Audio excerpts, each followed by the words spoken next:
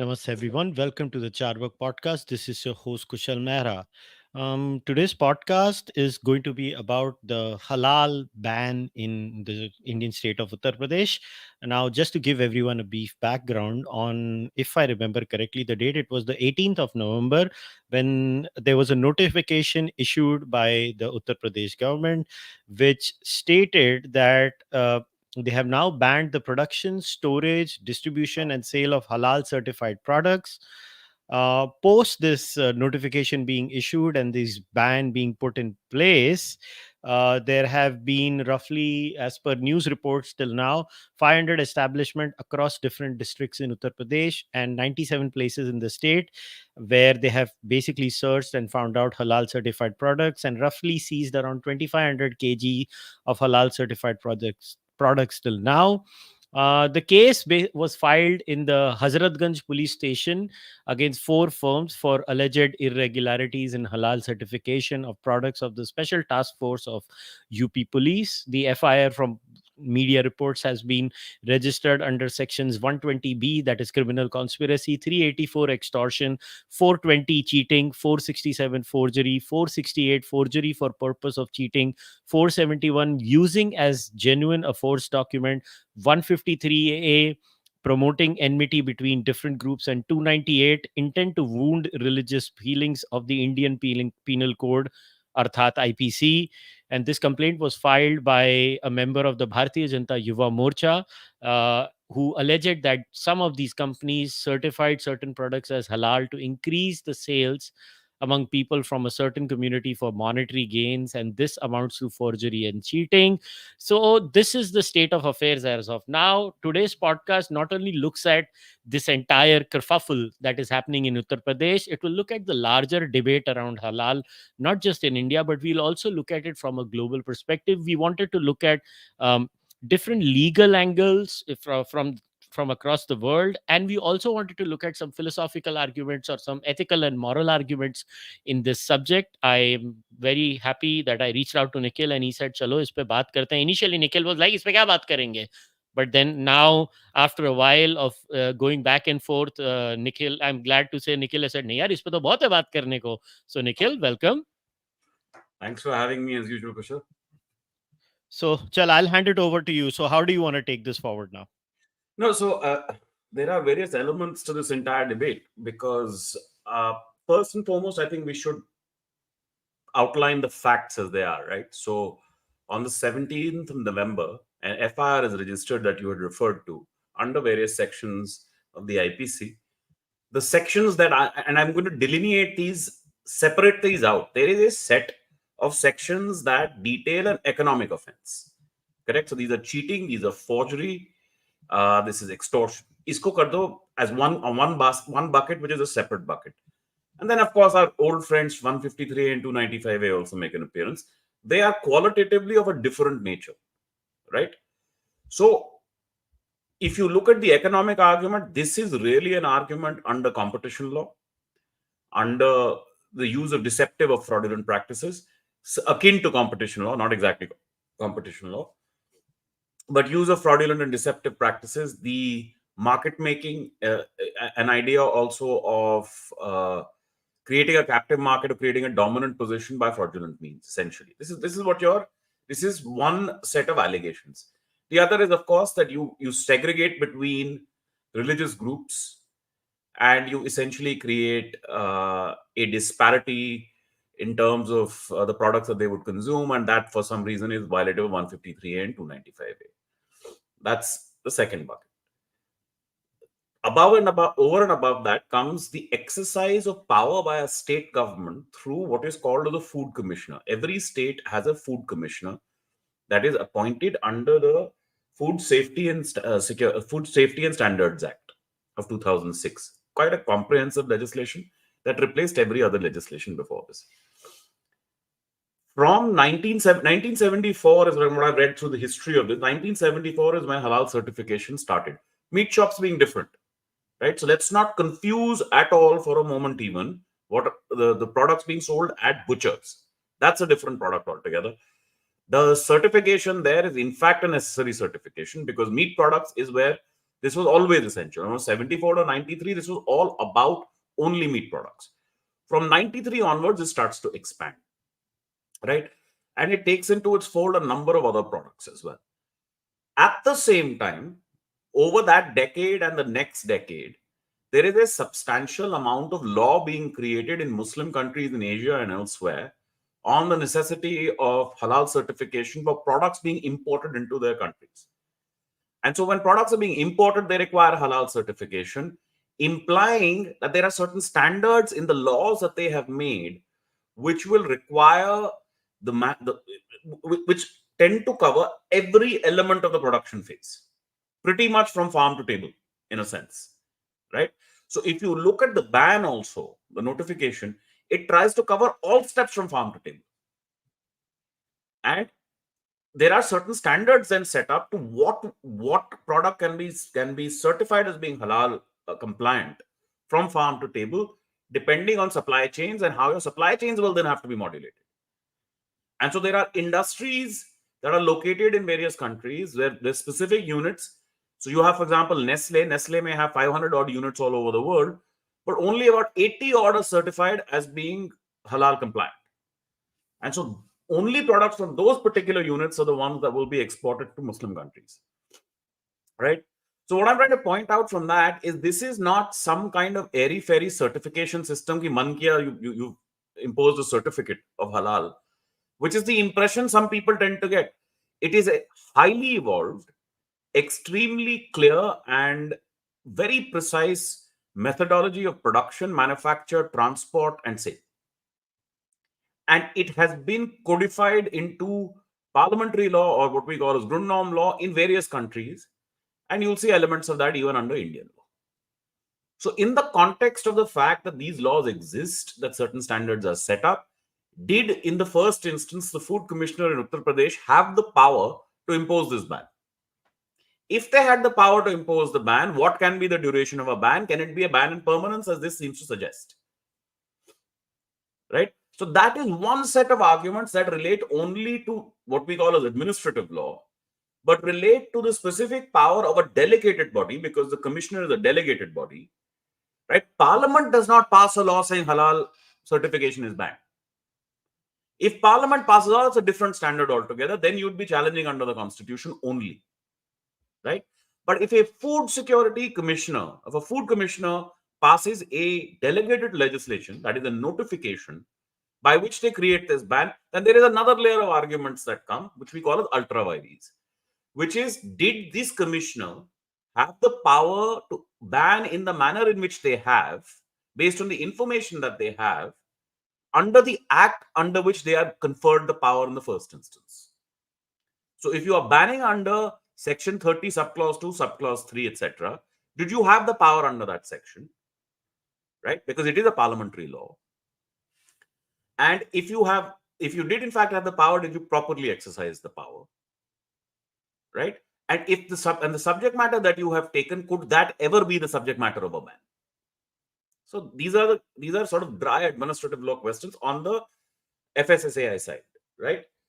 There are issues of competition law as well, because halal certification in a sense creates a kind of market capture.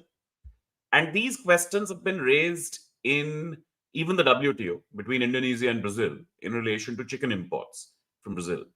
But even Brazil at that time was not saying that you as a sovereign nation don't have the right to pass this law. If you have the necessity of saying halal products only in my country, then I as an outsider must match that requirement. I cannot say you can't have this law. What you cannot do is create a certification system that distinguishes between me and your domestic producer. That was the issue there. In India, of course, it will be slightly differently framed, which is, you are on a theory of religious purity, creating a sort of market capture. In the course of, under the food law itself, the notification in itself creates another issue, which is to say that certification is a requirement in relation to the purity and the suitability of food that is conferred only on certain government bodies and accredited bodies, right? And that certification pertains to consumability. Halal is not a certificate that is mandated by the 2006 Act. Therefore, any certificate that is issued by anyone that travels beyond the Act is immediately ultra virus. That's the argument, prima facie, in one sentence being raised by the UP law. Right? So, this is sort of the lay of the land. But just to be more precise, 17th November 2023, and then so you can see this is coordinated. Once that procedure is set into motion, then the notification also comes. But on 17th November 2023, an FIR is registered. And I think you read out the sections. And here is specific. I'm going to read because this FIR is in Hindi. So I'll have to read it in Hindi and you could perhaps translate for viewers who do not understand Hindi. But let me first read it because these are very specific kind of allegations that I found very interesting.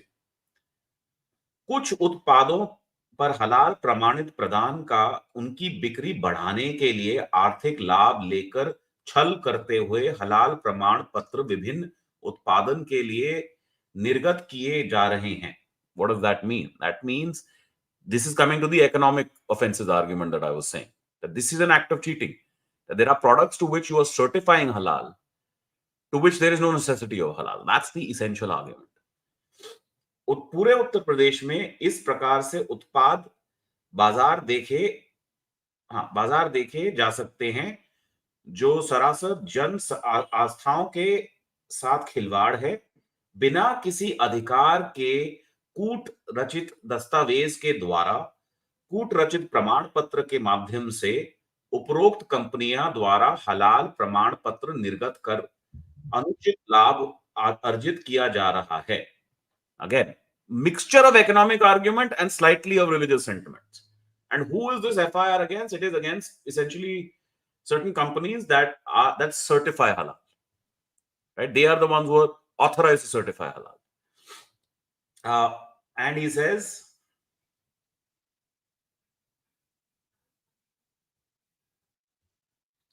इन कंपनियों द्वारा एक वर्ग विशेष को प्रभावित करने के लिए कूट रचित प्रपत्रों का प्रयोग कर प्रचार प्रसार किया जा रहा है तथा निर्धारित मानकों का पालन भी नहीं किया जा रहा है. Now, कूट रचित means that's the conspiracy element, that you are conspiring together to create a market for yourselves. Right? So that's the FIR that gets registered. And the following day, a notification is finally issued by the food commissioner in UP. And that is quite interesting in itself because that traces some of this, but not entirely. And it says that that there are I had an English translation of this also that will make it easier, I think, for most of your viewers. So to put it simply, the state government recently received information indicating that products such as dairy items, sugar, bakery products, peppermint oil, salty ready-to-eat beverages, and edible oils were being labeled with halal certification. Halal certification is not mentioned in the Food Safety and Standards Act of 2006, and therefore it is illegal. This is the essence of the notification. So you are basically saying halal certification has now become a kind of scam, which is creating a certification for products that have nothing to do with the concept of halal. And in doing so, you are creating a market for these products, which otherwise excludes other manufacturers of the same products, where halal actually should not even be an issue. So that's really why they come forward and they say that we are banning all of this.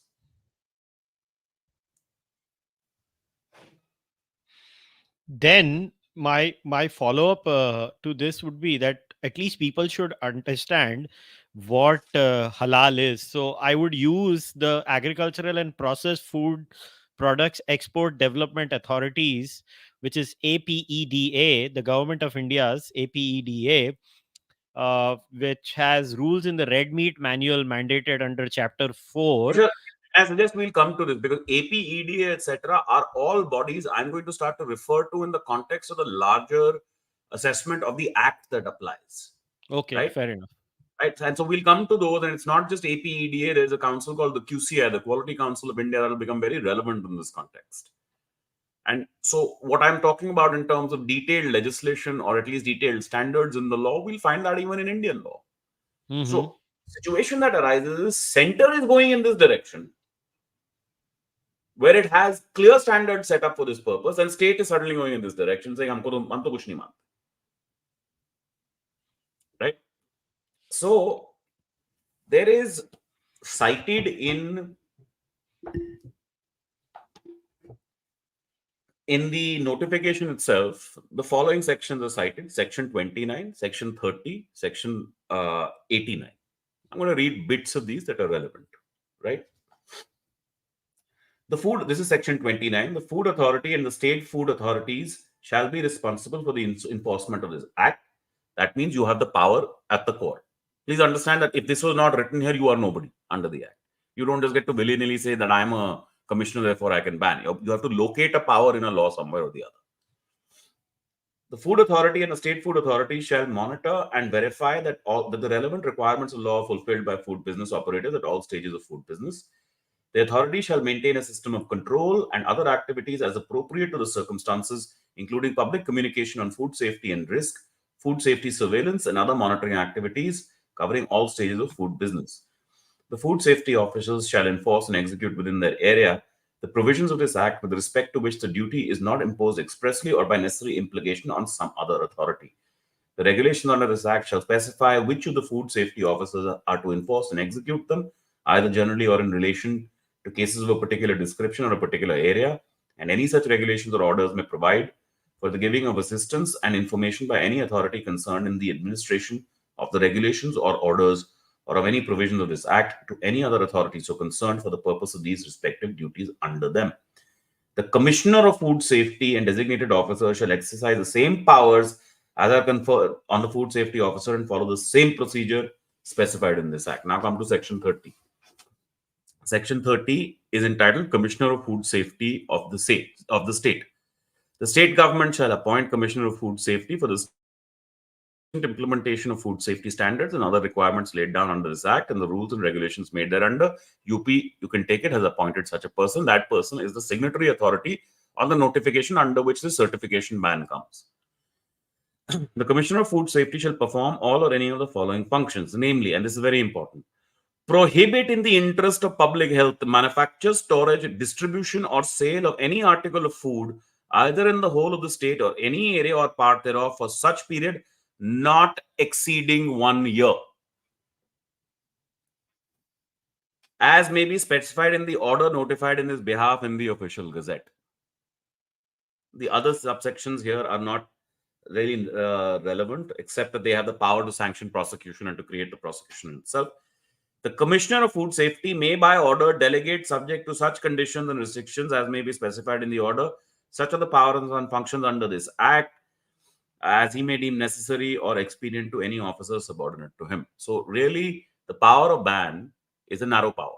It is not as broad as perhaps has been exercised in this notification. And also the ban is only for local products, not for export. That's a different matter. That's export you can't ban in any event, right? You don't have power over exports. That would be a legislative competence issue under the constitution. You don't have the power to ban exports. Now, recognition or of organization or agency of food safety audit. This is section 44. The food authority may recognize any organization or agency for the purpose of food safety audit and checking compliance with food safety management systems required under this act or the rules and regulations made thereunder. This is why I wanted you to wait. This is what APEDA is recognized under. And this is what Quality Council of India is recognized under. So what the government does is says, look, we've made laws, we've made rules, we have a bureaucracy that can deal with elements of this, but this is very, very specialized stuff, right? Dealing with how food is to be manufactured, where there is a kink in the supply chain, how samples are to be tested, etc. So they have an accreditation procedure in relation to various aspects of it. So, for example, in section 43, they say recognition and accreditation of laboratories, research institutions, and referral food laboratories. The Food Authority may notify food laboratories and research institutions accredited by the National Accreditation Board for testing and calibration laboratories or any other accreditation agency for the purpose of carrying out analysis of samples by food analysts under the Act. Right. So there is a clear system by which you can notify that X person can be a person who has powers under this Act, whose actions will therefore have implications under this Act, who is a standard setter, therefore, under this Act.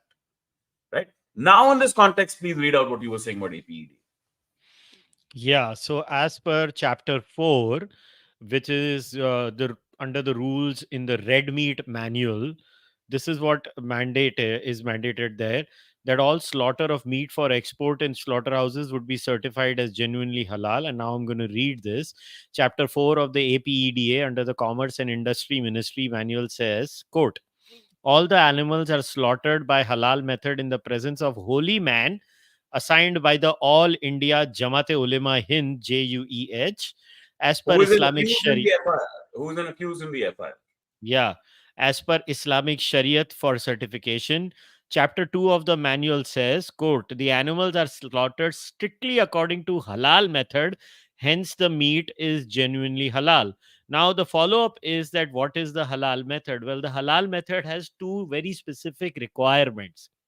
Requirement number one, that the butcher, the person actually doing the act of the slaughter of the animal, has to be a Muslim by faith. And point number two is that before the act is done, that is the act of slaughtering the animal, they have to recite the kalma.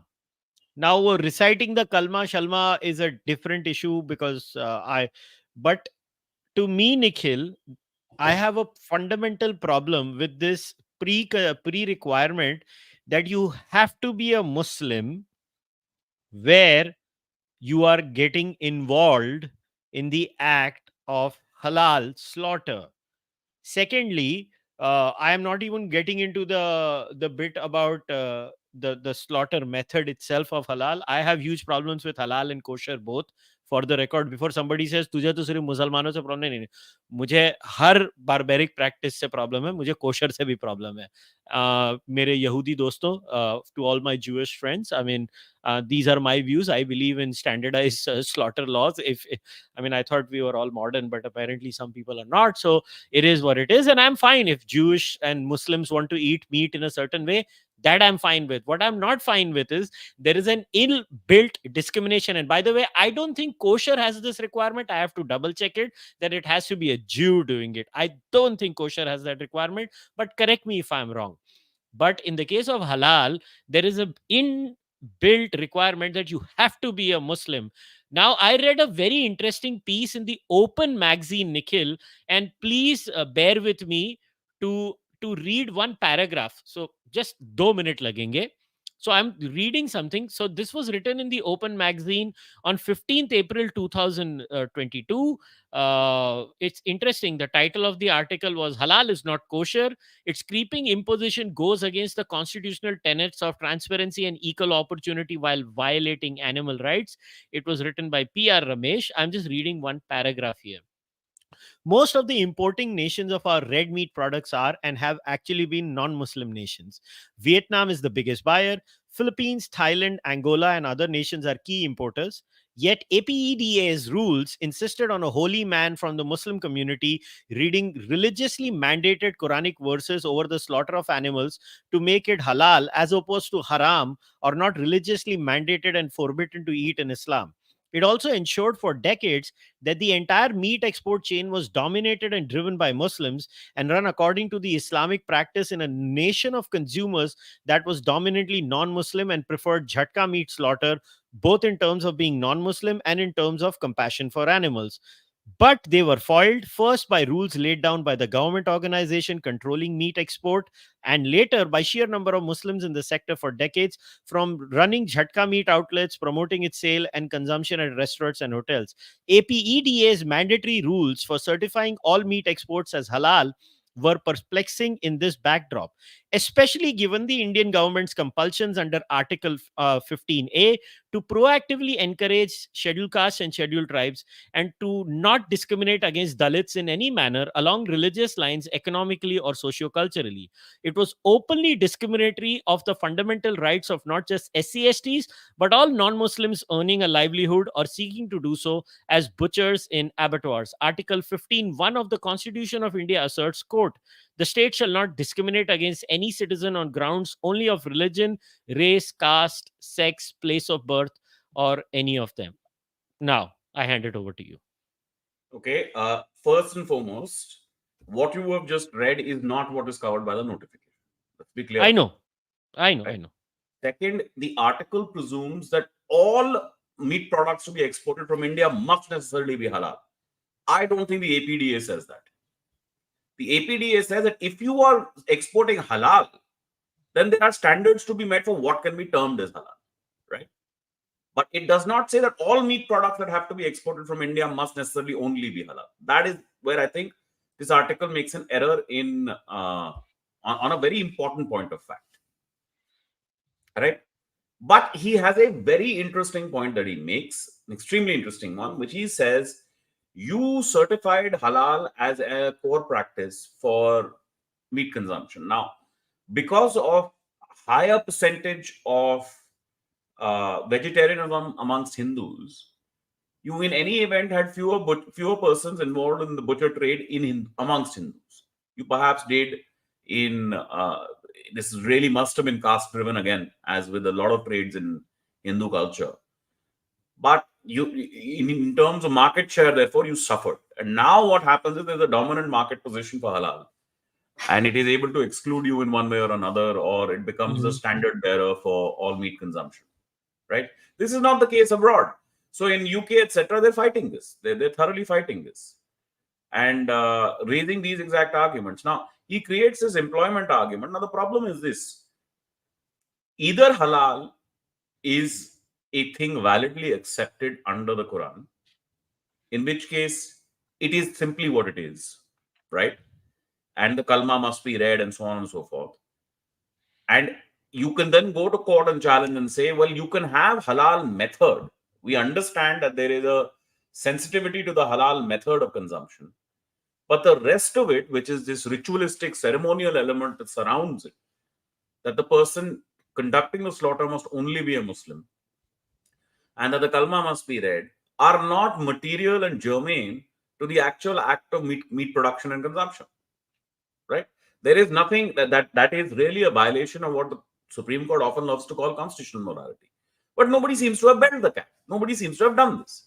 So it's very easy to crib about this in 2023, whereas this stuff has been going on for 50 odd years, and nobody actually takes the argument up, right? Because most people are not actually concerned uh, with the loss of this industrial power for them. And most Hindus who are in the sector, I mean, one of the largest exporting states in this regard for even beef, for example, was Gujarat, or Mhm.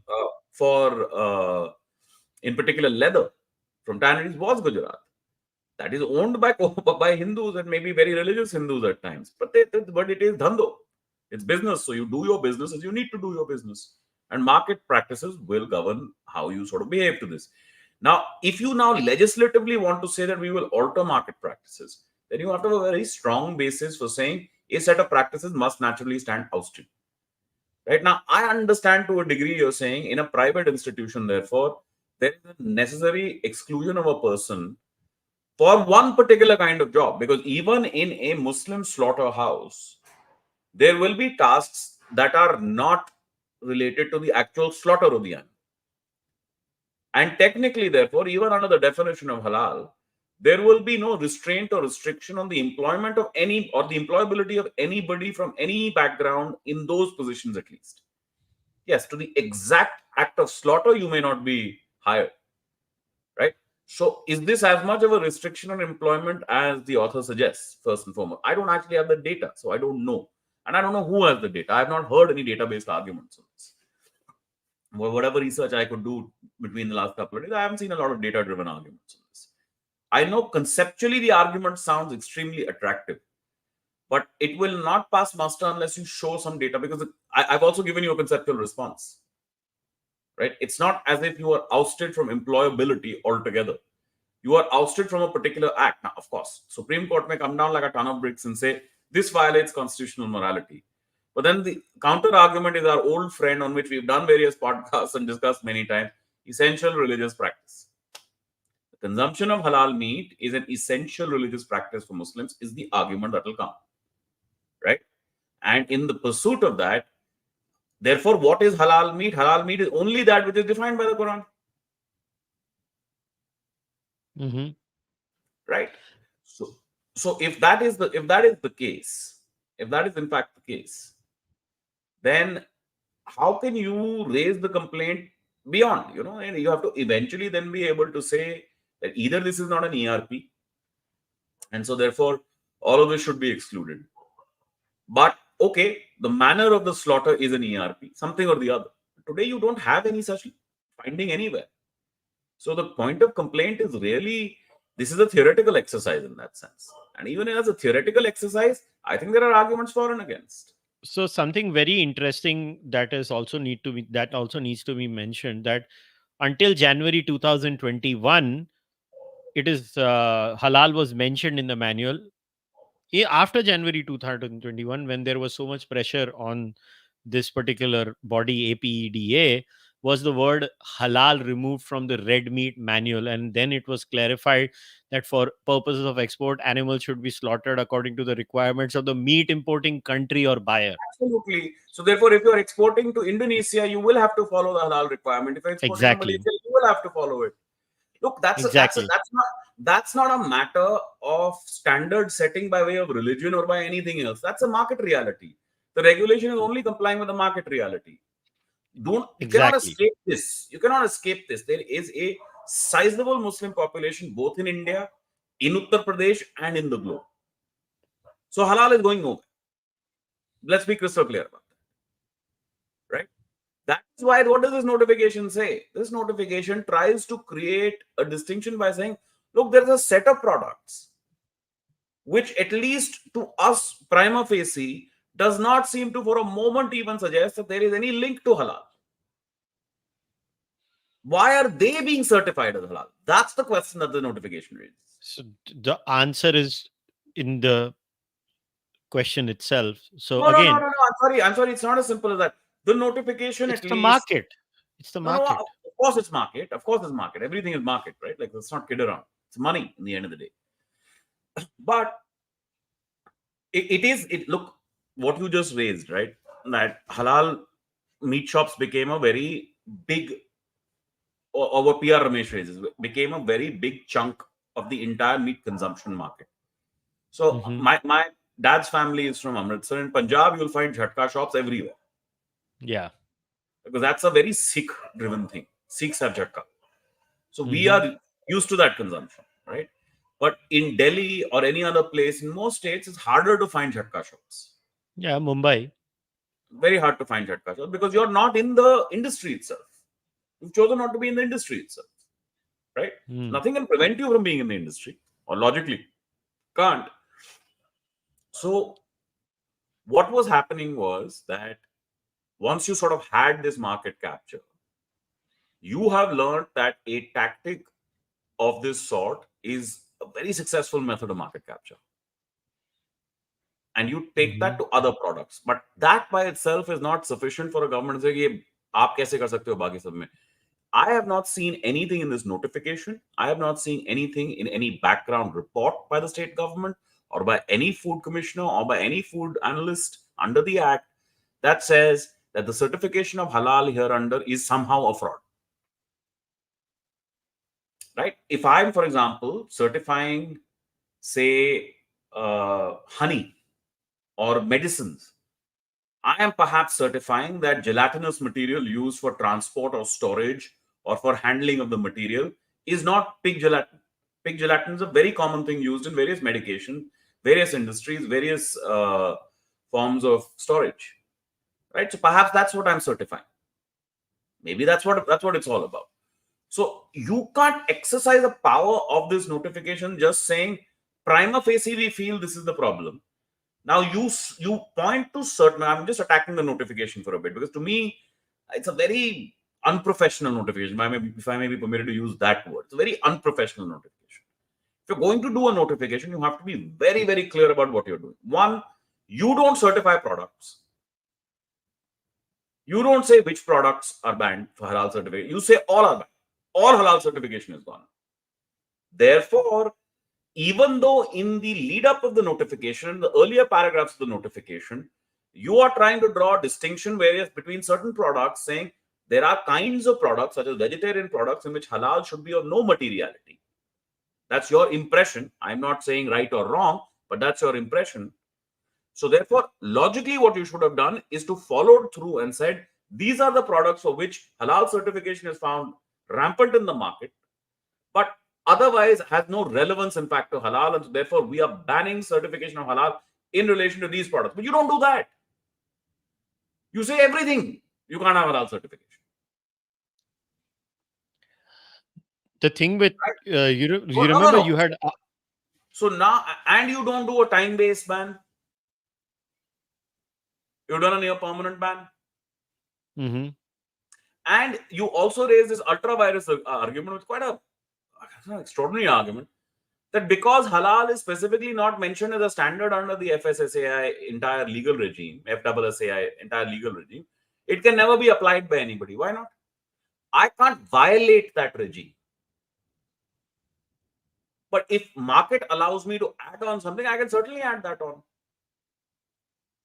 If you can turn around and tell me the halal practice is somehow violative of the standard set down by your act, perfectly violate, then you can perfectly ban halal, no problem. Right? But if you cannot say that to me, then that's just an add-on I have in terms of my freedom of trade. I'm seeing a market, I'm doing it. And it's not just a freedom of trade issue, it's a freedom of religion issue. It's a Article 25, Article 26 issue. There are people to whom this is a material requirement. There are similarly, for example, people who want to buy veg only products. You get that green certification on mm-hmm, products that you buy anywhere. Eggless cake, all these things you want, mm-hmm, right? Now, it does not use a word originating from Arabic or from your religious source to say that, oh, that's why it's veg.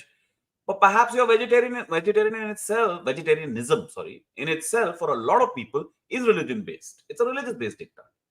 And so you are mm-hmm, using products based on your religious preference. What's the problem? mm-hmm. So there are So two I three look things at this that also. So let me attack this notification a little bit first, because to me, like I said, it's a very unprofessional notification. Even if you wanted to do it, you have to be more, you have to be narrower, you have to be clearer about what product, which product, what in the supply chain do you say has no materiality to halal, right? Because as I'm going to come to this, and this is quite the clincher to me, the central government has accredited bodies which have put out extremely detailed documents on what can be certified as halal, which are documents, it is called the ICAS document, put out by the QCI. You can pull it up, you'll get it in 10 seconds. It'll be the first hit you'll get.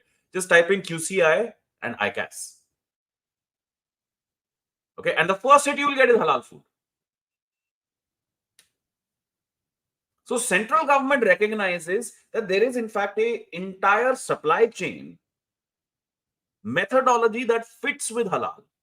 It is a valid methodology. It does not prescribe or militate against the standards we have set up under the act. But the state government of UP decides, oh, we've seen that this is sort of, wishy-washy, or even on veg products you're doing it, so we are banning you. But the center says, boss, even on every single product I can show you that you can have a supply chain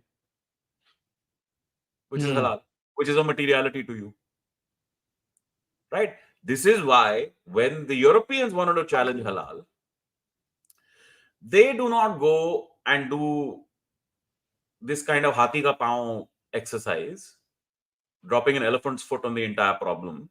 They go and attack it from a purely narrower secular lens, which is animal rights. yeah, Correct? yeah, In fact, even in the Nazi regime, that existed. Because yeah, for which is whatever the reason, fascinating bit. I read the Boston Review history of yeah, that. Hitler was extremely compassionate towards animals and he was a vegetarian. Of course, he hated human beings, but he was extremely Yeah, compassionate towards animals. बंदों को सारे मार दूंगा मगर जानवरों को नहीं मारने दूंगा तुमको. खाने भी नहीं दूंगा. So the standard of saying all animals must be stunned before they are slaughtered has existed Hmm. for that long in European law. 1919. That's right. And so therefore for them, this is, you are in fact saying we have a regime, you are violating our regime. So their approach is slightly different. And you can't even say that you have made up an argument for the sake of stopping halal. Right? So halal gets a little bit more defensive in the European market. What's the context in Indian market? Either you could have very well thought this through as a tactic and said, oh, no, let's pass it under the PCA Act, under the Prevention of Cruelty to Animals Act. Right? And Hmm. then say we need standards for only stunning animals. Right? So I just wanted to read this because I mentioned this to you, the ICAS. I don't know if you pulled it up or if you want to show it to I your. I I have pulled it up, but I don't know what bit of that do I No, no, show no. to So the you people. open the document, it's a long PDF document. Hmm. Uh, Because India Conformity Scheme Halal March 2023. That's what it's there. that's Then there right. is a, That's right. yeah. Now, we'll get to that later. Let me first read to you something I got from reading the case between Indonesia and Brazil. Right? These are highly technical papers that I'm reading relating to the market, not even to the law, to the market, because the law will only apply based on market freedom, right? In India, we don't have any analysis of this sort because no judge sits down and says, "Oh, a business has a right." They just go by feelings like the UP government has done. Oh, ye to galat lag raha, boom, gone. I, I keep telling you this, Kushal, even in our casual conversations. The First Amendment did much less to the freedom of speech and expression. It did a lot more harm to the freedom of trade and profession. Hmm. Destroyed it completely, made it subject entirely to the whim of policy. You cannot begin to make an argument in this country that relates to violation of freedom of trade, which would be a complex argument, say dealing with spontaneous order. You can't even begin to do it. Hmm. So the deregulation argument is dead before it starts in this country. That's a different, perhaps a topic for a different podcast on another day. But here it is, the halal supply chain. Okay, the growth of the halal market necessitates the efficiency within the halal market. One approach is to apply the supply chain management strategy as a major component of competitive strategy to enhance the halal market productivity and profitability. The production and distribution of halal, and I'm reading Indonesian authors on this because I found them to be most instructive because they had to do a lot of this academic work and academic and deeper academic digging because WTO was on them. They won Hmm. that case eventually, just to point out. The production and distribution of halal goods and services can be similarly described using the concept of SCM. The halal supply chain is conceptualized and has been used by both academics and practitioners. The halal supply chain for food encompasses the concept of from farm to work, covers the phases of production, processing, and packaging, storage, and retailing. Because this is not some fly-by-night operator who is putting a thappa on a product and saying, "Mera product kharido aur main isliye market kharid raha hu." This is a very detailed, deeper economic and market strategy, which has much deeper roots. So, if you are going to issue a notification that just says, "Oh, our view is that these are vegetarian products, how can they be halal?" then you are only detailing your ignorance on the issue. Hmm. By applying the SCM strategy, a shared belief uh, in the value of halal supply chain as a competitive entity that needs to align all collaborative components within the chain is targeted to increase the efficiency of the halal supply chain. Within the halal supply chain, certification, which is the process of certifying products or services according to Sharia law, plays a vital role for the smooth flow of the halal supply chain. Similar to other supply chain, uh, an efficient halal supply chain requires a strong information system backbone. The halal information system is a special case information system that is regulated by a religious view, which in this case is the Sharia law in Islam. Research on the halal supply chain is centered mainly on the issue of halal logistics, such as the halal traceability and tracking. Work on halal supply chain efficiency is seen in the work of Nurul Huda, who studied the halal certification process from a value chain analysis perspective. Other research attempts on halal certification is seen in the work of Lam and Shahadat, were looking into the feasibility of halal certification framework to increase the efficiency of the halal supply chain. Research on halal non-compliance amongst hoteliers was conducted by others, and their findings showed that contributing factors to non-compliance is the perception hotels do not gain benefits by getting a halal certificate. These findings reflected that the halal supply chain is plagued by issues of strategic alignment between supply of halal certificates and consumers of halal certificate. They solved this problem. They sorted all of this out by getting their supply chains in order. And what do you do? So therefore, coming back to, so first, I asked you to read the Quality Council of India, right? And I read certain provisions dealing with accreditation. In India, various halal certifying agency provide companies, products, or food establishments halal certification, and the National Accreditation Board for certain certification bodies accreditation provides accreditation to these halal certification bodies under the Quality Council of India. You are saying today these two organizations that you have made and accused under this FIR are conducting a fraud on you, boss. They are empowered by law to create the certification, right? So you are trying to act as if there is a, and what do you say? The state government says this is not a standard specifically established under the FSSAI, and so therefore we say that this is violative of FSSAI. FSSAI के under आप बना रहे हो भैया. Taking certification from government recognized halal certifying bodies give companies an advantage not only in national but international markets. This is India. We know this also. So I don't know what the UP government thought कि एक बस 3 line की मैं notification निकाल के सब खत्म कर दूं.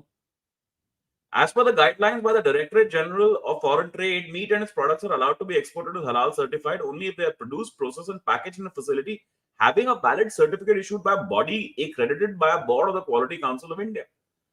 Earlier, there was no mandatory halal certification system in India regulated by the government, as the country does not have a national regulation for the certification. However, to streamline the certification of meat and meat products as halal from the country, a scheme titled the India Conformity Assessment Scheme was developed by the government. On April 6 this year, the DGFT notified policy conditions for halal certification process for meat and meat products. It directed existing bodies to seek accreditation from NABCB for ICAS. In October, the center had extended time period for accreditation of halal certification bodies and registration of export units by 6 months till April 5, 2024. So the central government is going in a slightly different direction. But this becomes very interesting now. Now that document, that ICAS document I told you about. So therefore, what I'm saying is, Quality Council of India is an accredited body authorized to provide accreditation to other institutions or other bodies that will provide halal certification. They have provided that accreditation to the two accused parties in the FIR, right? But those accused parties now have to be in compliance with the standards set by the Quality Council of India. And the standards set you will find in that ICAS document in what is called as Part B. Okay. Part B is requirements for halal products. So the ICAS document halal That's right. 2023 उसमें तू बोल रहा है part B, right? Yes. Okay, I'm opening it. Requirements for halal products. Got it. Okay, so let's Right. open page 6. Yep, I'm opening page 6 and I will put it up on the screen. Which bit of page 6 do you want me to I want to show? go first to B3, general requirements. All right, just give me a moment. I'll put it up on the screen. But because we'll have to read it, because always remember, Nikhil, audio bhi hone wali hai. So always remember. So B3, right? General I'm requirements. going to read Okay. it out. Don't worry, I'm going to read it out. Yeah. Yeah, Okay. B3.1. All products, okay, their derivatives, products, parts, and extracts shall be subject to the provisions of Islamic rules in terms of allowance and prohibition as per Annexure B1. So what you were cribbing about is over right there in that one sentence. Mm-hmm. The procedures derived from Islamic rules shall be adhered to in all stages of supply chain for halal products, including receipt, preparation, packaging, labeling, transportation, distribution, storage, display, and services. Every single one of these activities, in other words, have certain rules that apply to them. And this is why I say, this is why my very overarching, it's not even a legal term, but my overarching criticism of the notification is very unprofessional. You can't do this in a haphazard manner. There's an entire legal structure behind this whole thing. If you're trying to overturn it, then you have to be much sharper. So I would have, for example, if I were them and I was really hell-bent on this, probably adopted one of two strategies. The first strategy I may have adopted is gone after meat and tried to have a notification passed under the Prevention of Cruelty to Animals Act. Perhaps you don't have the power, you can't go that far. Even a state government can't go that far. They can't do it. Chalo, usko side kar do. I would then pick up one or two products and say that there is no link between the way these products are manufactured and etc. All these steps. Manufacture, receipt, preparation, packaging, labeling, transportation, blah, blah, blah. There is no link between them and the concept of halal.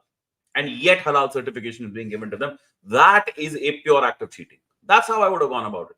आपने तो एक बार में सारे products उड़ा दिए certification के, किस basis पे? Now, even in that, and again, I'm going to come back to this. Look at the imprecision of the notification. On the one hand, you say there are certain products that I find to be vegetarian products, right? But your entire but your notifications are all products, no certification.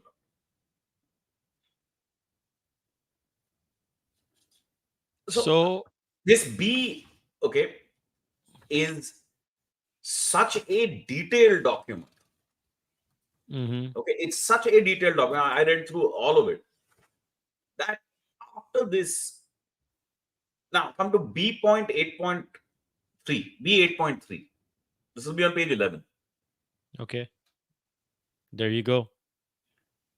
No, that's 3.8. Page 11 पे आओ. Yeah, I'm coming. तुम्हें stunning होने वाली है इसमें ये पढ़ के. Okay, let's see. Okay. For poultry, scalding shall only be carried out on animals that are deemed dead as a result of halal slaughter. B 8.4. Stunning is not recommended. It's disgusting, right? Yeah, you may call it disgusting. I am right now on how do you pass a notification when this is the state of the law. What notification have you passed? It's disgusting. All right, it's disgusting, but where does it come from? It comes from an authority. I'm not a spokesperson of the UP government. I can say the UP government made a shoddy law. It doesn't change my view on halal being disgusting. I agree. So therefore, what I'm trying to say is, when I looked at the notification, I spent the afternoon thinking, oh, it's a narrow notification, no problem. Then I read it thoroughly. And then I spent the entire afternoon thinking, well, what is the argument in support of this bloody notification? How do I support this notification anyway? You will go make cases, you'll make an argument in court saying, oh, we have banned all products because some products may not fit. वो some products पे भी आपके पास data नहीं होने वाला. उन पे भी अगर आपके पास डेटा नहीं हुआ तो फिर उसके बाद ये रूल्स दूसरी साइड निकालेगी, बोलेगी भैया आप कहते हो this is not valid, that none of this is connected, or these vegetarian products are not connected to halal. But please look at your own standards. And these are effectively central government standards.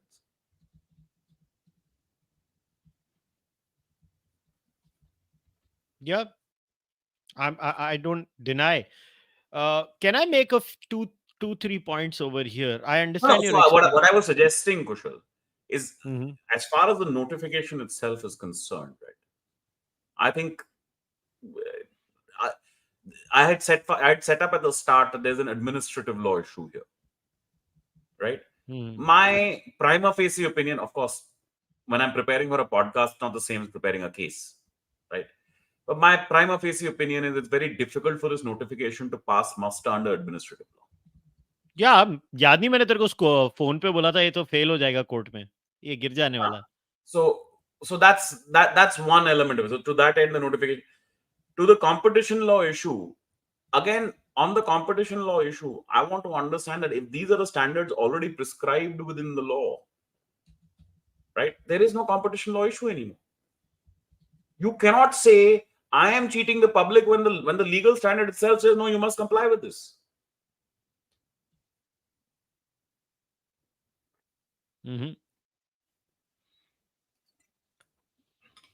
Now there are 2-3 points that I would like to make here. No, so that's why I was saying perhaps it's better to take this to the more philosophical domain in relation to halal. So first of all, halal in India, if before people try to make it sound as if सिर्फ India में Hindus have made it an issue, halal तो एकदम right wing fascist ताकतों की साजिश है. Well, I got news for those people, right? Because this is a proper segment. I can't play it because copyright strikes happen, unfortunately. I don't know why.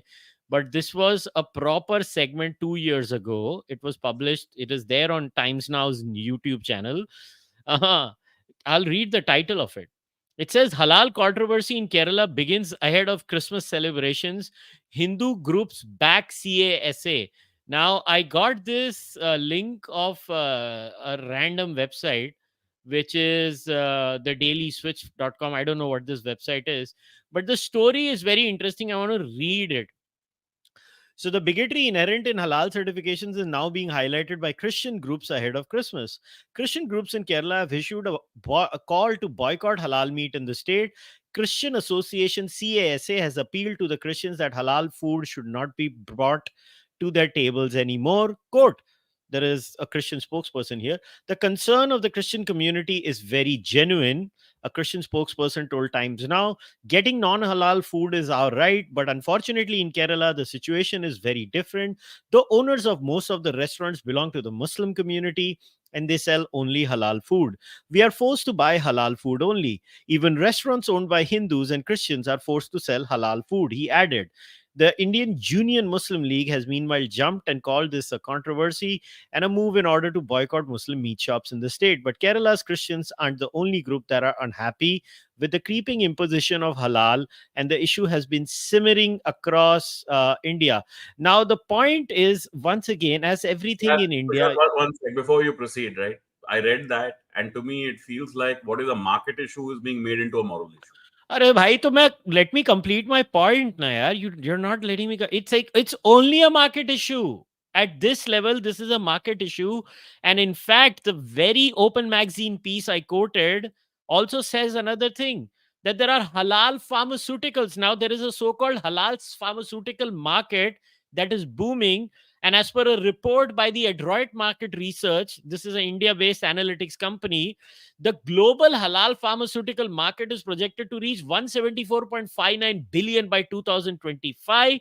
And the halal cosmetic industry is booming too. And according to a 2017 report by Grandview Research, the global halal cosmetics market was valued at 16.32 billion in 2015 and is expected to reach 52.02 billion by 2025.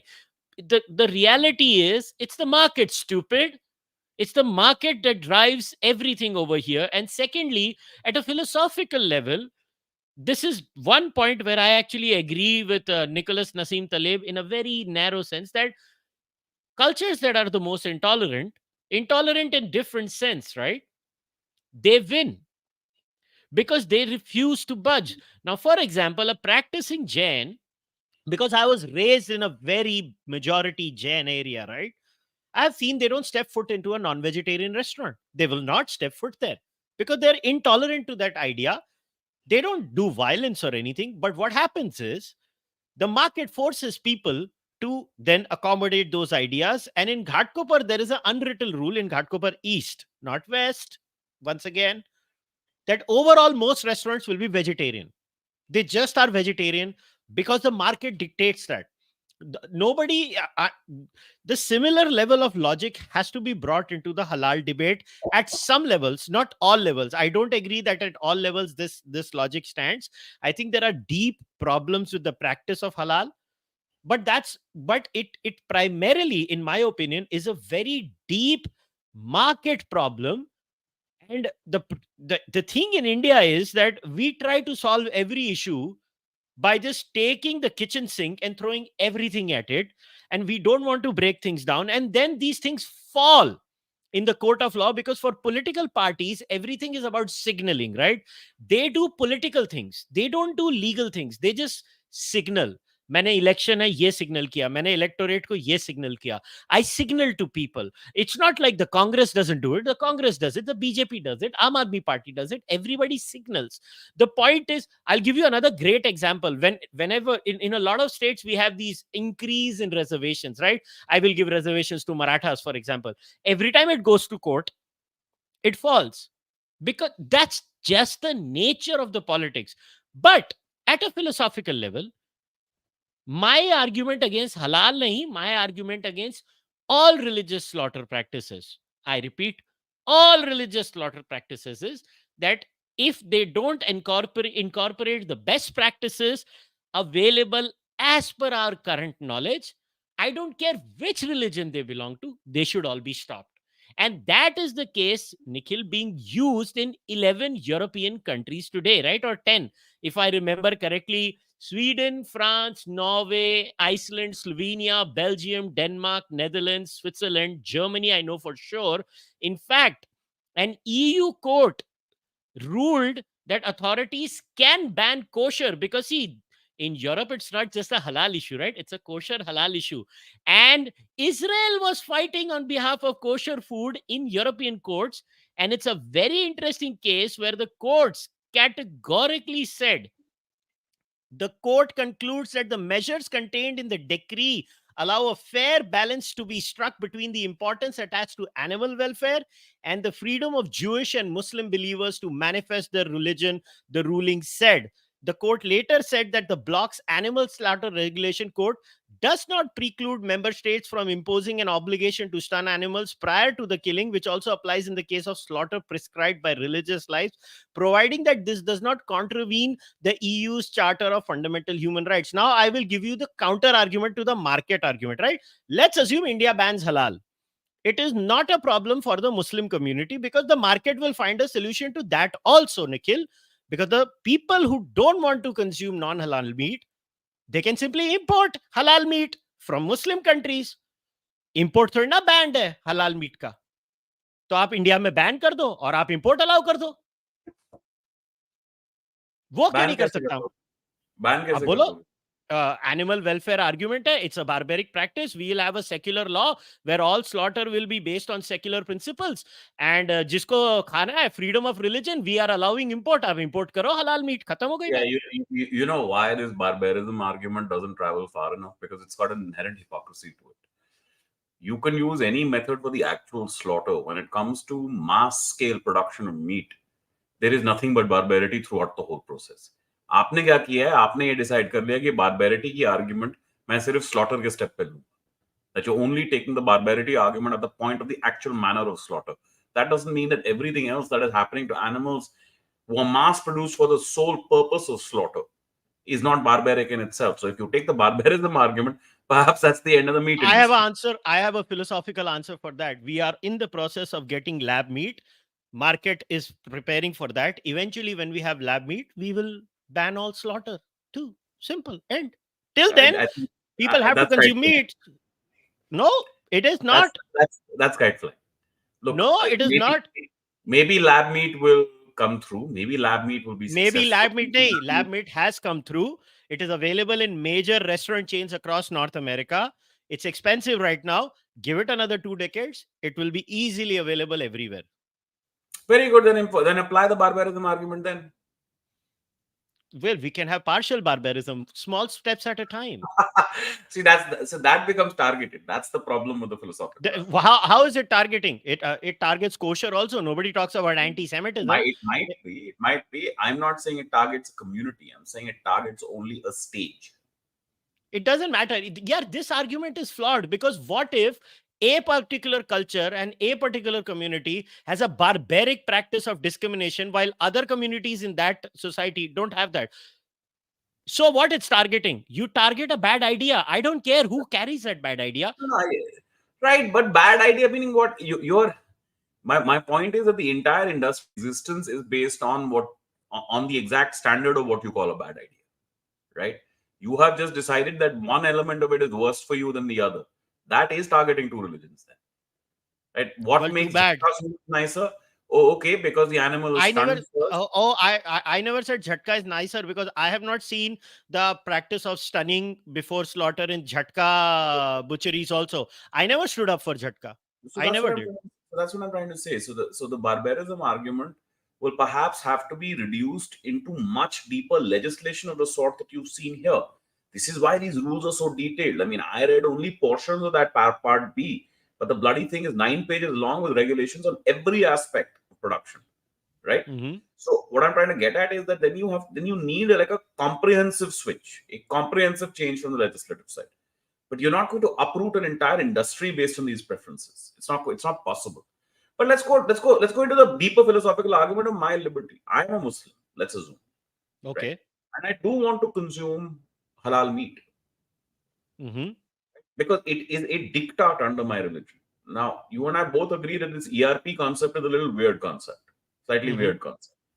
Mhm. I am saying that there is no, this is a victimless crime in a sense. Like there is no harm to anyone else here, any other Mm-hmm. person. Mm-hmm. I am consuming halal meat as prescribed under my norms, Mm-hmm. right? We are, as a group, 200 odd million in India, perhaps the largest consumers of meat in the country, or one of the groups who constitute the largest consumers of meat in the country. And so the market caters to us as well, right? That liberty can't be taken away, because now I am not applying any religious system or religious rule that infringes on the right of a human being. Now, the right of an animal, how far does it travel qua my religious right? That balancing is a different kind of philosophical balancing compared with, say, the right of, say, women to enter into a dargah, right? Because there you are looking at human rights versus human rights. So constitutional morality also doesn't travel this far. So this Mm-hmm. balancing becomes a very different kind of argument, qua the right of an animal versus me. Right now, the argument on exclusion of other forms of manufacture of meat is really a market argument, because the market argument, as we were talking about, over a period of time, there is capture of the manufacture side or the production side in the meat industry, right? Mm-hmm. But you can always make an entry, because this is where the Competition Act comes in. Nobody can bar you from making an entry. If you have products which are non-halal products, Mm-hmm. and you want those to be carried by a distributor, that Mm-hmm. distributor cannot say no to you. Okay, Yeah, they will I have to agree. make, they will have to make provisions to segregate, or they say that we only have the capacity, or you can have other distributors, whatever it is. Other distributors can't be stopped or prevented from entering the market. Restaurants can't have pressure put on them, or be pushed into not accepting non-halal meat, right? I don't know about you, but I think one of the problems that happens is this intolerance paradox that you spoke of, the Taleb paradox, very interesting paradox.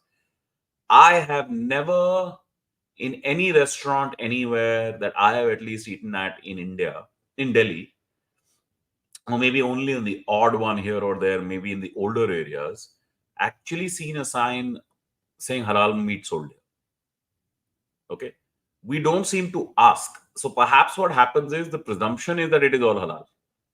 Yeah, it is because the market has been monopolized. Right. So market has been, no, it's not just market has been monopolized. It's you don't have a preference. Market gets A bit of monopolized both. because you don't have a preference. Bit of both. I think it's a bit of Right. both. Right. So Uh, so you go back to that Kerala case, right, where the mhm, church is saying something and the response is you're trying to boycott Muslim shops. The answer mhm. is no. You have created a total monopoly by way of our reluctance to not push back. But today we decide our preference is as important as your preference. You can't say So that's a boycott of you. yeah, so a situation like this can only be created where, again, like everything in India, there are, separate kitchens for veg and non-veg. Then what butcher shops will have separate butcher options where, like for any, yeah, will any business in India survive where I go and apply for a job and they reject me by saying, you don't qualify, you're not Muslim, or you don't qualify, you're not X religion.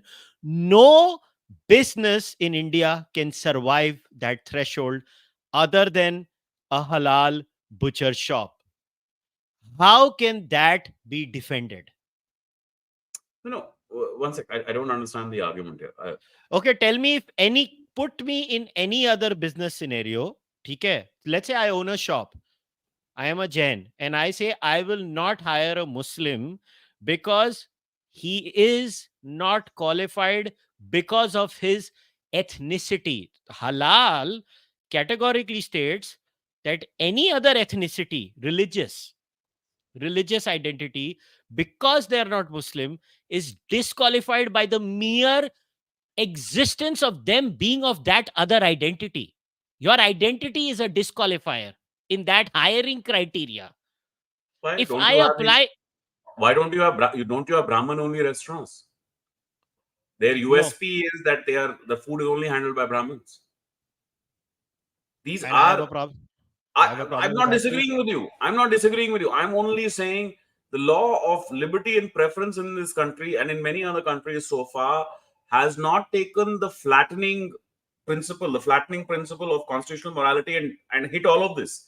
In fact, it has gone in the other direction because the test has always been multiculturalism. It has literally said everybody do their thing, right? So if everybody is going to do their thing, then this is permitted.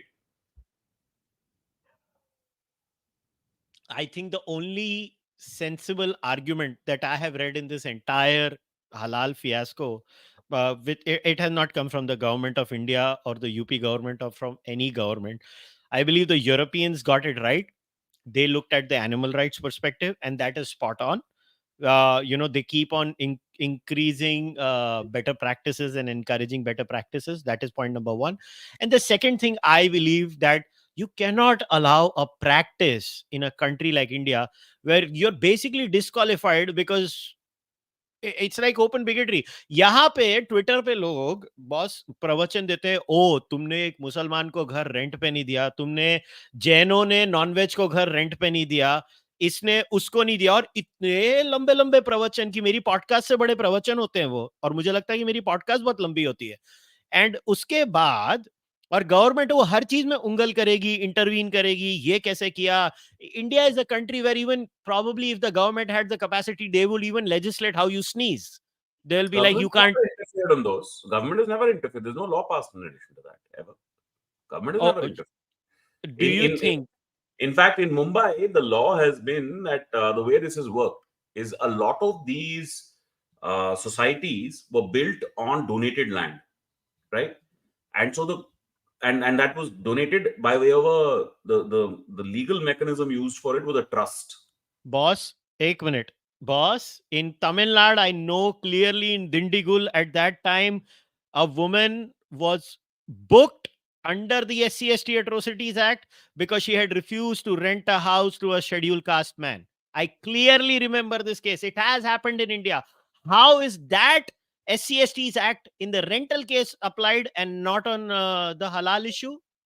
Because this is your constitutional structure. You have created an exception on caste that you have not applied to anything else.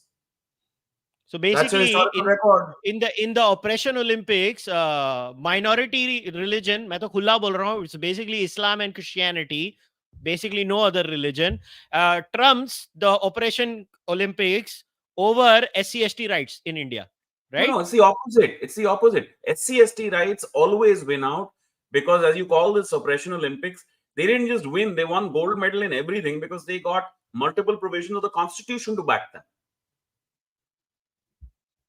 But clearly not in the case of halal. See, please be clear about this. The FIR there would have been under a legislation which is a very specific legislation. आप legislation पास करवा दो India में, आपका ये भी आ जाएगा. जब आप वो लेजिस्लेशन पास करोगे, आपके फिर से आर्ग्यूमेंट्स ईआरपी पे आ जाएंगे.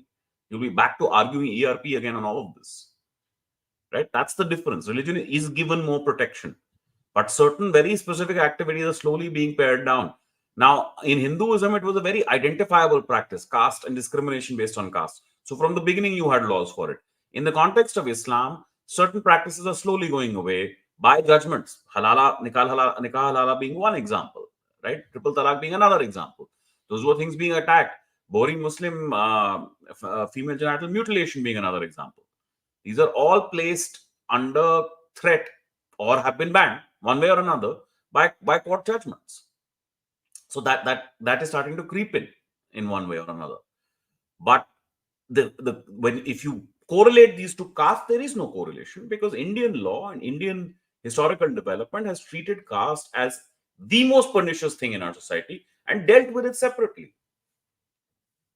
Well, clearly not in this case, because your No, caste, you being discriminated against your caste identity, if in a butcher shop is fine. no, but I'm not discriminating against you because of your caste. I'm discriminating against you because of your larger religion. That I'm allowed to do. That's that's the power of a private body. You are, for example, a Jain business. You want to hire only Jains, nobody can stop you. So if tomorrow I say I don't want to, uh, do you think what are the what is the possible probability of the Indian state saying it is illegal to say I cannot rent a house to a Muslim in this country? sorry, it is illegal to say that I cannot. It is Look, illegal. as of now, I have not seen, and I'm open to correction on this from anyone. I have not seen a legislation that actually regulates the power of a person to induct a tenant. Hmm. Okay, I have not seen such a legislation. So as of now, you can be bigoted in your private sphere. Private bigotry is never regulated. Private bigotry is regulated if it transgresses to the point where it hits public levels, right? And those are by specific legislation. So if you were to make this announcement, your problem will not be that you are not empowered to do so in relation to your property. Your problem will be that you may have created a problem for yourself under 153A and 295. Hmm. Now, for the record, before people get crazy ideas, I don't believe in the idea of not renting things to Muslims or scheduled castes or scheduled tribes. What I'm saying is, I'm trying to have a discussion around this subject, is basically eventually, and correct me if I'm wrong, Nikhil, your point is beyond a point, there is certain bigotry, you cannot legislate everything, and there have to be priorities about things. And halal is not a hill that we should die on. Are you saying No, that no, this I'm is not saying halal on a hill we should die on. I'd like to look at it as a market practice, right? I I don't agree with want you. I don't want a so you go ban halal tomorrow. Let's say like UP has done. What's going to happen Mhm. to your meat industry? Export में तो कुछ नहीं होगा ना, उधर ban थोड़ी ना। Black यार मार्केटिंग शुरू होएगी, भाई ब्लैक मैं मार्केटिंग मैं शुरू होएगी। मैं इंडियन होके मटन खाने के लिए पहले किसी मुसलमान देश में जाऊं वहां पे मटन खाऊं फिर खा रहा हूं ये क्या मतलब हुआ व्हाट नहीं हैपेंस टू योर नहीं, domestic mutton meat industry it falls it cripples badly for a long period of time supply chains mhm. go away right so you wouldn't take that kind of step And for the record, there is Jhatka certification also. By the way, in my entire deep dive in this issue, Nikhil, I came across something very interesting. So now there is certification of Jhatka also, and it has purely come as a reaction to yeah halal certification. yeah So there is this certain gentleman called Ravi Ranjan Singh. He has become the chairman of the Jhatka Authority certification.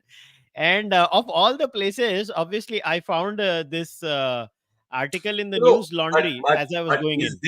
is this particular individual whatever organization he is running are they accredited under section 43 or 44 of the act in the way in which the muslim bodies are Yeah, so so that's what that we should that go is and the chase down. yeah. So this is the registration certificate. Unfortunately, audio listeners, I'm sorry you cannot see it, but I'm just showing it to you. Jhatka Certification Authority. This is Jhatka certified. And this is the gentleman apparently No, who no, one does sec, it. just one sec, just one sec. I want to read this. Meat See, herein includes. nowhere does he say that his authority is certified, is accredited by any of the central government bodies. So That's the that interesting. that's the thing. That's the thing. So as always, Nikhil, what has been my criticism of governance in India in general? It is so pathetic and mediocre. The solution should have been create a Jhatka meat network, create awareness, create a market, but we don't believe in market Yeah, economics, right? why should the government do that? This has to be done by society, right? Do it as consumers. Do it as you are. Society should go and get accredited from the government, right? That's what I'm trying to say. But you have to apply. You have to say we have enough of a market share here. We have practices. These are clear practices. That's what distinguishes us from halal. So on and so forth. You do that. No problem. And Jhatka in any event will not please be let's be clear about this.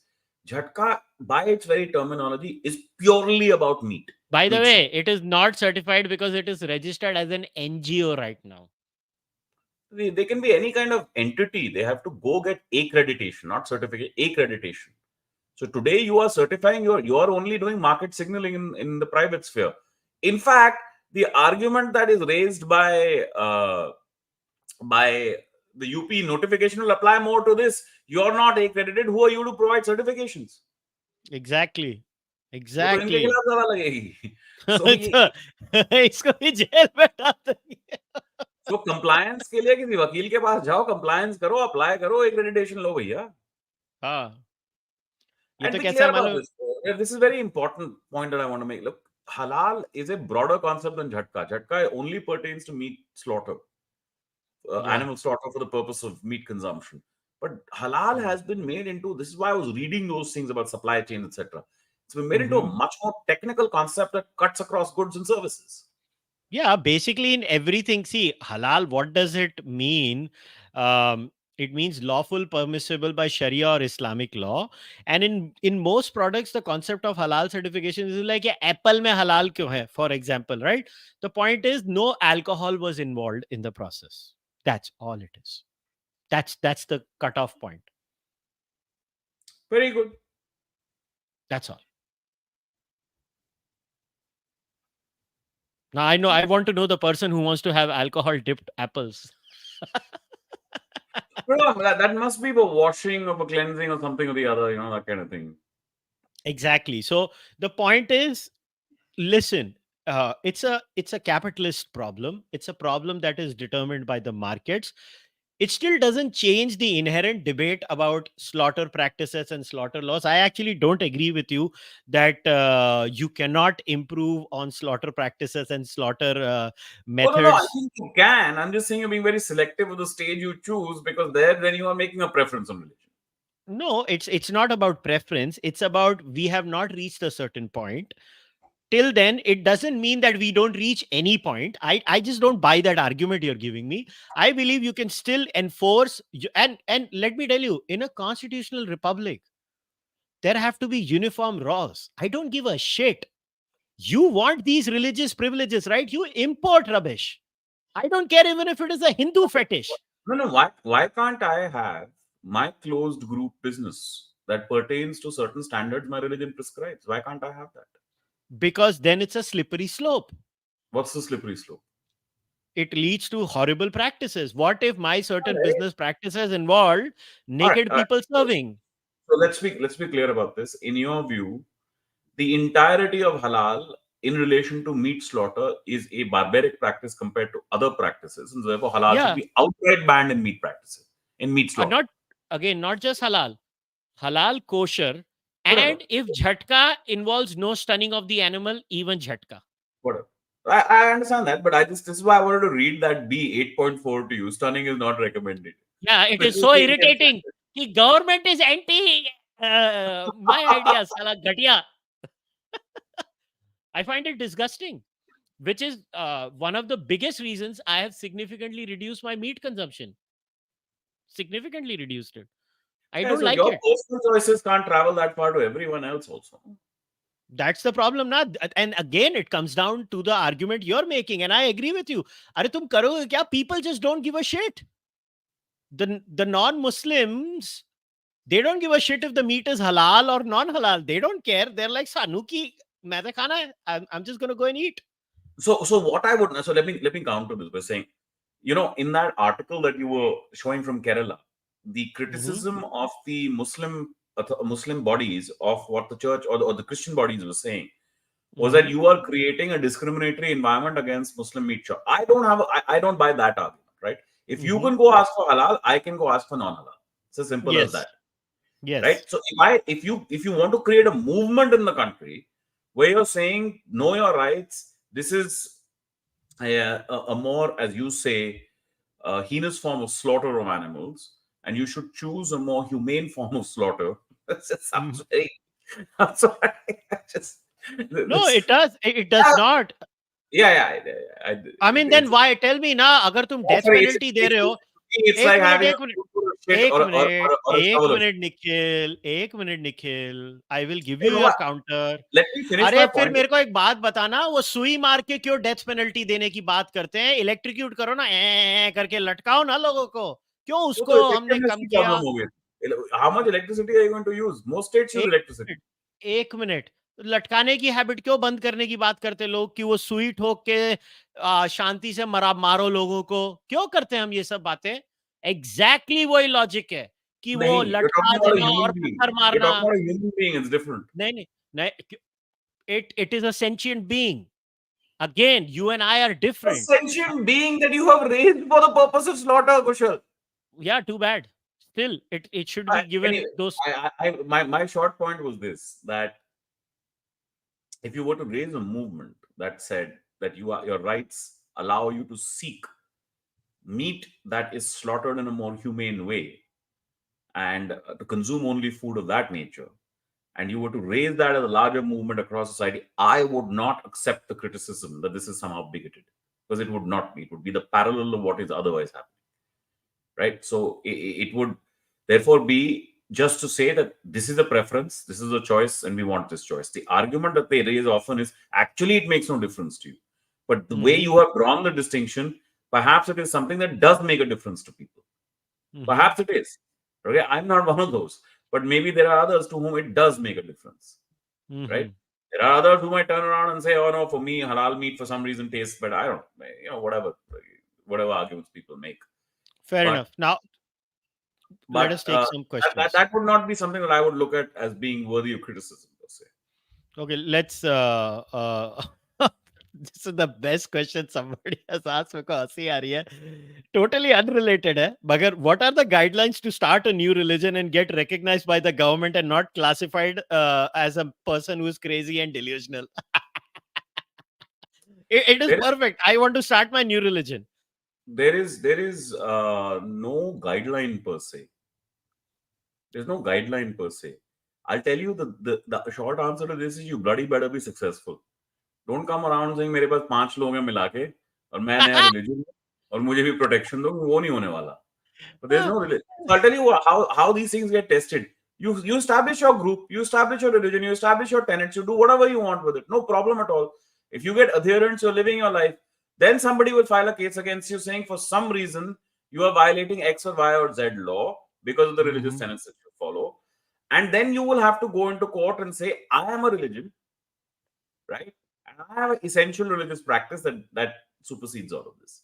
And the argument you will raise is you cannot say 25 and 26 can only apply to old religions. What is a religion? First and foremost, there is a belief in a theistic being, right? In a god of some sort or the other.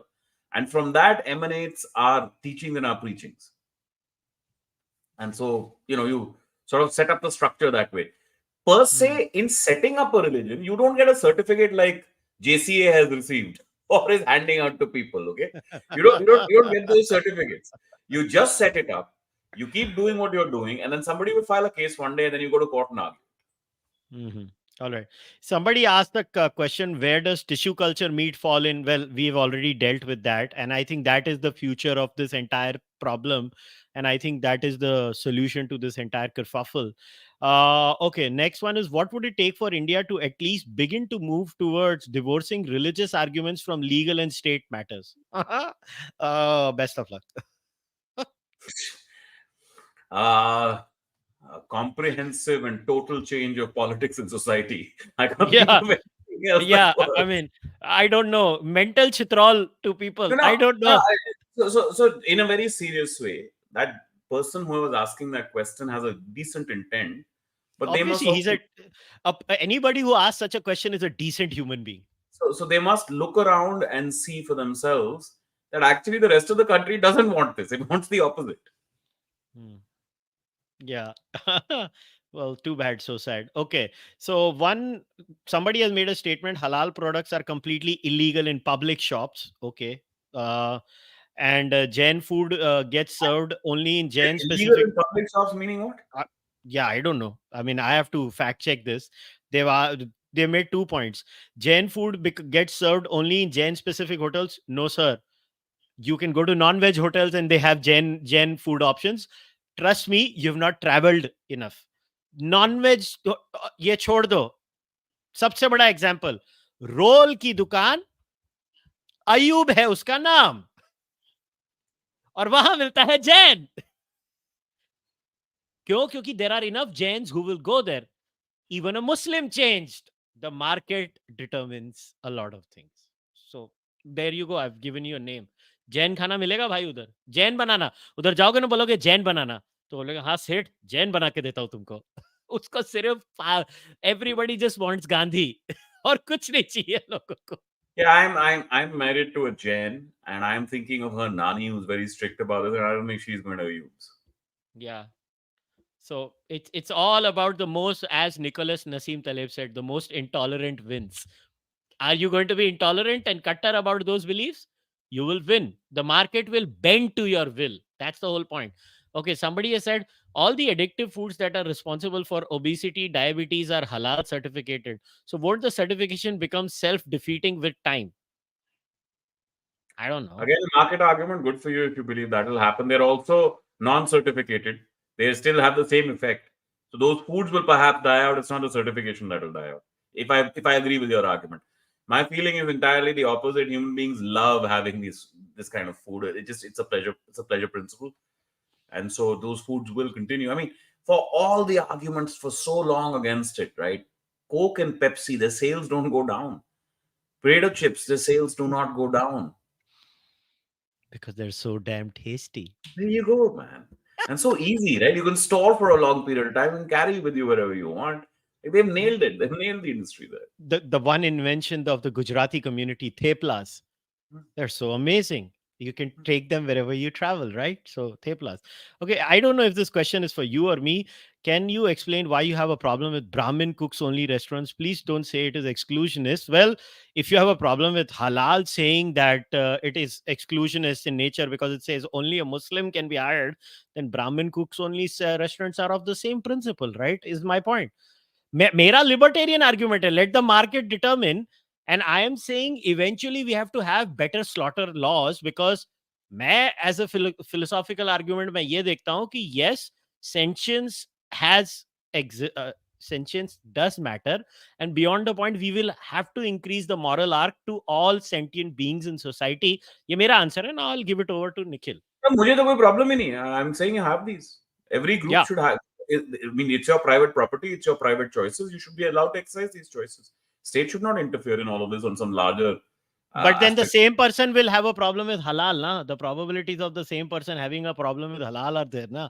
So you Yeah, can't but say they Yeah, but then they're making your argument. The arc of the argument then is different. The basis of the argument is different, right? It's not that is not being attacked on the ground of Muslim only. It's being attacked perhaps on the ground of cruelty. See, my argument is very simple, that eventually slaughter laws in this country have to be regulated in the European. I only agree with the European argument. I think that tussle between religious rights and animal rights it has reached a different level in the European society, where they definitely have considered something. In America, they will add one more argument to it: factory farming. The way animals are kept, it is very inhumane, and you just don't want to support that. So there are multiple arguments to that. In fact, one of the reasons why a lot of people have free range eggs is that, right, Nikhil? The treatment of the chicken itself. That's why, like, I now only consume free range eggs. I don't consume sada eggs anymore. I or even and luckily in India, you get free range eggs now. You do have that option. So I believe in the case of meat consumption, the solution is not UP government notifications, because it will be struck down by courts, in my opinion. The solution maybe will not even come in the European form in India, where these kinds of slaughter laws, where halal is banned, kosher is banned on animal ethical treatment of animals. That also may not happen, because the Indian constitutional structure is such that minorityism is the core element of Indian constitution. So that may also not happen. I think India में eventually lab meet आएगा, लोग उसमें shift हो जाएंगे, और India में वही 2-3 decade के बाद होगा. This is my conclusion, but I will give you the last word before we wrap it up. Notification, I think I covered it. I think that it's got problems in it. They could perhaps try and save it by having a second notification that is more detailed and sets out certain products that they want to examine. They may need also a timeline on the ban. They can't have an open-ended ban, because they can't justify that these products inherently are evil. You are trying to also make an argument saying that you have created a certification method which captures a market. Okay, I have every single. So at most you can say it's a trademark kind of thing. I have created it. So what? You can counter it. You can counter it in whatever way you want, with whatever information you want. So that market capture argument is also much more interesting argument. But they need to be able to show, first and foremost, that the products that they are dealing with Mm-hmm. are in fact not within the halal chain.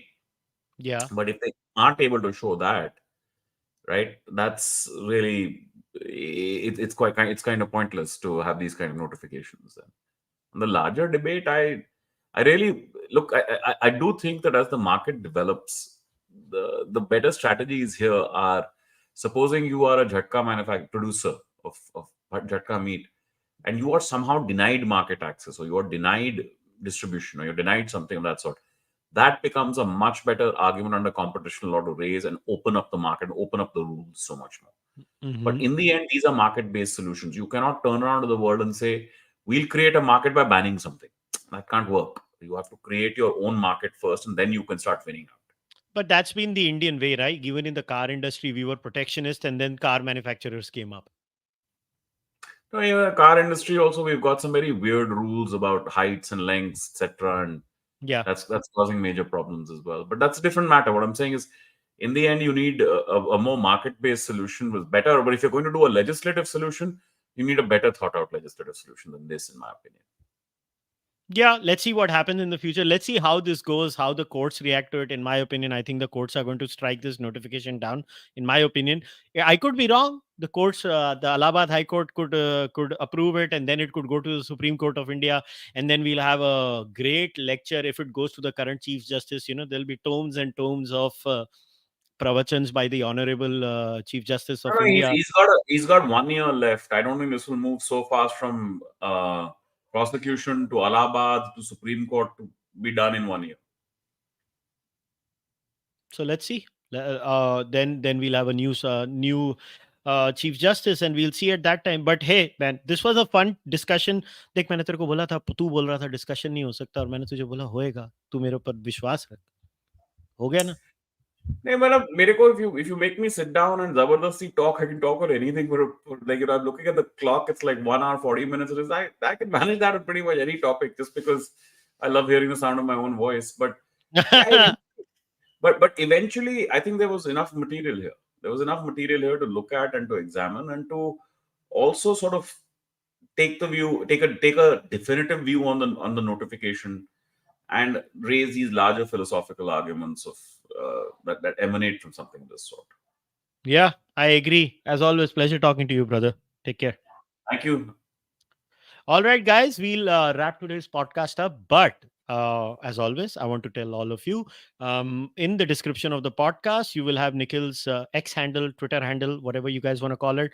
Go follow him on Twitter, and you can, ask him further follow-up questions about the podcast if you guys want to. And as you always do, please like this video, subscribe to the Cārvāka podcast YouTube channel, leave a comment in the comment section. If you're pro halal ban, give me your reasons. If you're against it, give me your reasons there. You can also buy the Cārvāka podcast merchandise on kushalmehra.com or on Kadak Merch. If you want to do that, do that. Also, you can send your donations to UPI to Kushal Mehra at ICICI. And if you really want to support the Cārvāka podcast, please join the Cārvāka podcast membership program. You can become a member on YouTube or on Patreon or on Fanmo.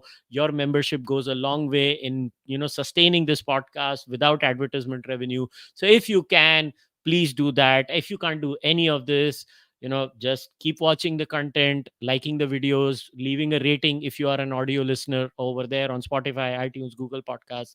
I'll see you guys next time. Until then, namaste, take care, bye. Take care.